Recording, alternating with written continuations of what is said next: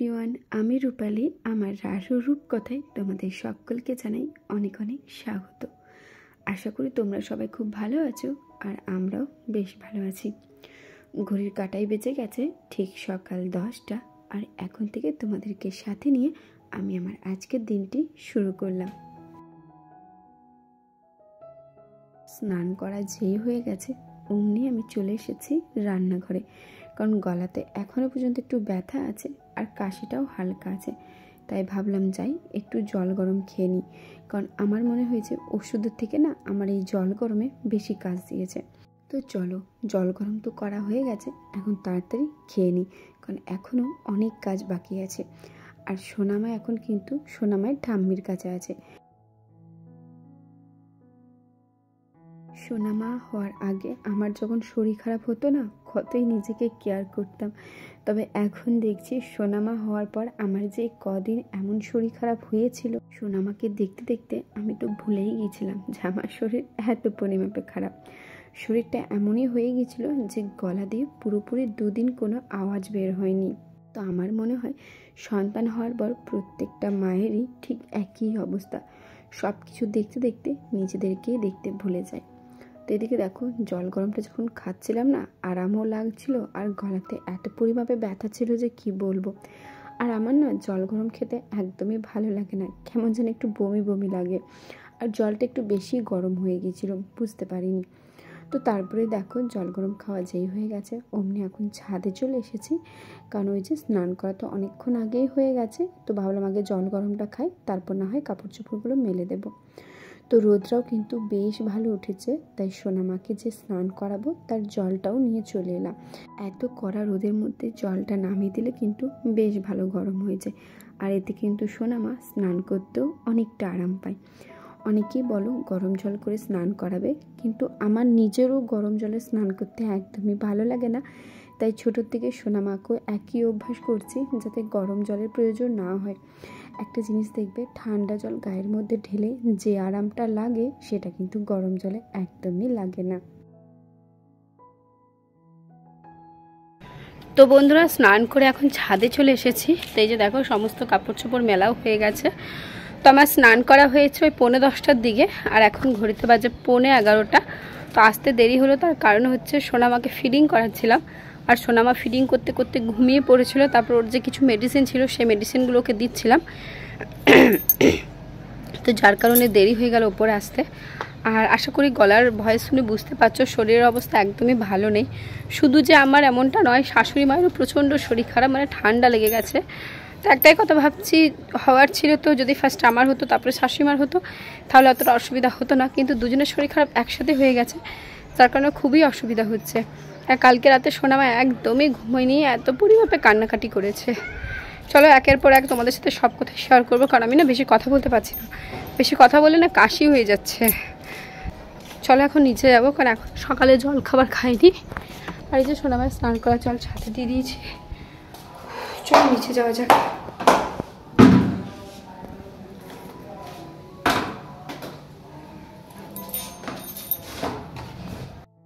সোনামা এখন নিচে সোনামায় দাদানের কাছে আছে, কান্নাকাটির আওয়াজ পেলাম মনে হচ্ছে একবার, এটা শরীরটাও ভালো নেই। চলো নিচে যাই। তো এখন নিচে চলে এসেছি, তার কারণ হচ্ছে সোনামায়ের সময় হয়ে গেছে ওষুধ খাওয়ার। সোনামাকে সকালে ওই আমার ঘুম থেকে ওঠার পরই, মানে 8:30 9টার পর থেকে ওষুধ দেওয়া শুরু করি। তো এখন সোনামাকে চলো ওষুধটা দিয়ে দিই, আর ওষুধটা আমি আধ ঘন্টা বা 20 মিনিট পর পর খাওয়াই। সকালে সোনামায়ের টোটাল 3টে ওষুধ আছে, শুধু সকালে নয়, সকালে 3টে, দুপুরে 3টে, রাতে 3টে, মানে 3বার করে ওষুধ আছে। তো এখন সেই ওষুধটাই সোনামাকে দিয়ে দেবো। এর আগে কিন্তু 2বার ওষুধ দেওয়া হয়ে গেছে, এই ওষুধটা হচ্ছে 3 নম্বর। আর এই ওষুধটা কিন্তু প্রচণ্ড তেতো। তো প্রথম সোনামা ওষুধ খেতে একদমই চাইতো না, তবে এখন দেখছি কদিন ধরে ওকে ওষুধ খাওয়াচ্ছি তো ওরও না ওষুধটা অভ্যাস হয়ে গেছে, তাই আগের মতো আর অত কান্নাকাটি করে না। সোনামায়ের ওষুধ খাওয়া হয়ে গেছে, তারপর সোনামাকে নিয়ে একটু ভিডিও করছিলাম, যেহেতু এই মুহূর্তে আমার কাছে কোনো কাজ ছিল না, তাই সোনামাকে নিয়ে কোলে নিয়েছিলাম। আসলে কি হয় জানো তো, একজন কাজ করে আর একজন সোনামাকে কোলে নিয়ে থাকে। তো এখন শাশুড়ি মা কিছু কাজ করছিল, যার জন্য আমি সোনামাকে নিয়েছিলাম। তারপরে ভাবলাম যাই আজকে রান্নাটা আমি করব, মানে মাছের ওই ঝাল দেওয়া যেটা হয় আর কি। তো তাই আর কি রান্নাঘরে চলে গিয়েছিলাম। মাছের মধ্যে দেখো নুন আর হলুদ ভালো করে মাখিয়ে নেব, তারপরে মাছটাকে ভেজে নেব। আর এই ভাজার পরে হয়েছিল আসল টুইস্ট, মানে হচ্ছে সোনামাকে রেখে আমি রান্না করতে গিয়েছিলাম, আর সোনামা এত পরিমাপে কান্নাকাটি করছিল যে রান্নাটা হাফ ছেড়ে এসে আমাকে সোনামাকে নিতে হয়েছিল। তারপরে বাকি হাফ রান্না আমার শাশুড়ি মা কমপ্লিট করেছে।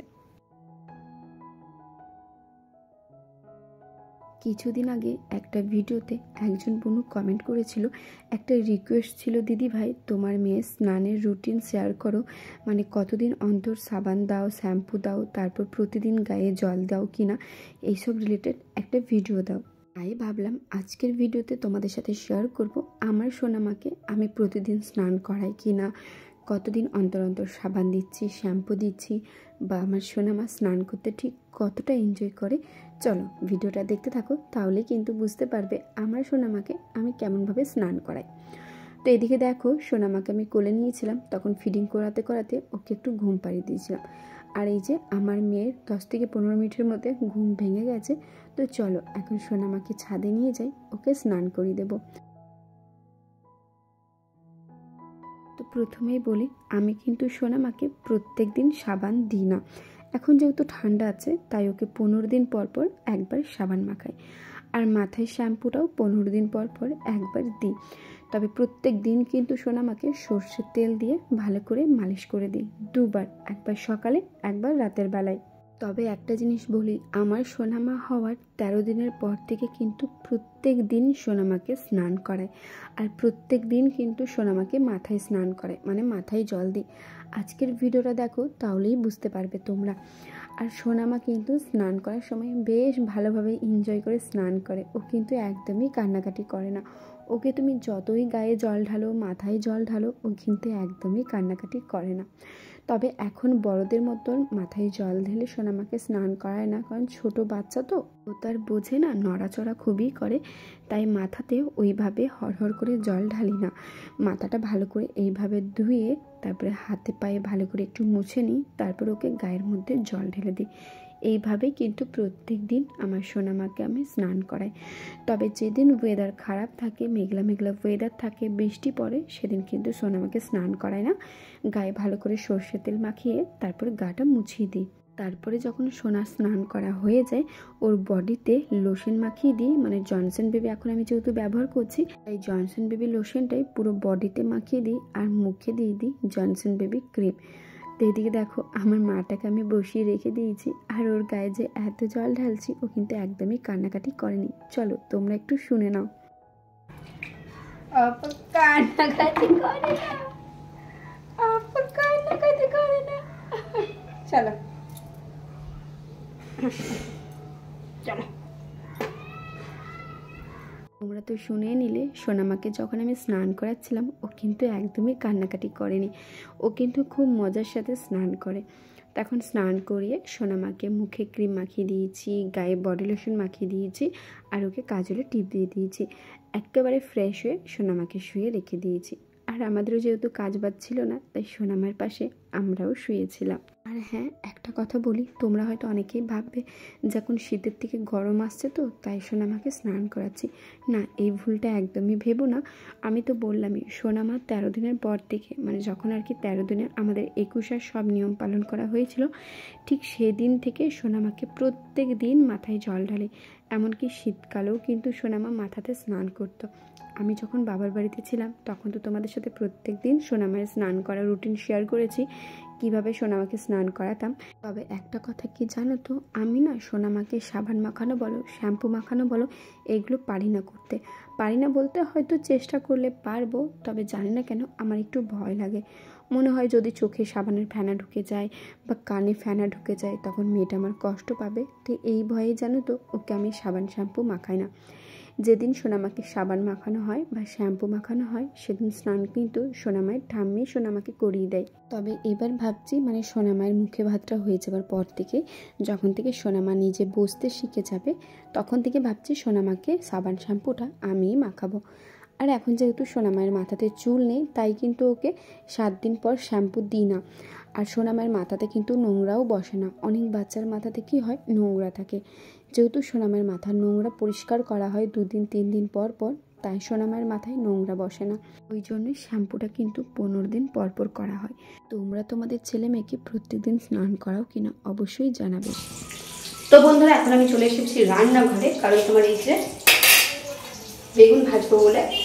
আজকে রাতে সেরকম কিছু মেনু নেই, রুটি, বেগুন ভাজা আর পায়েস হবে, যেহেতু তোমাদের দাদাভাই খাবে না।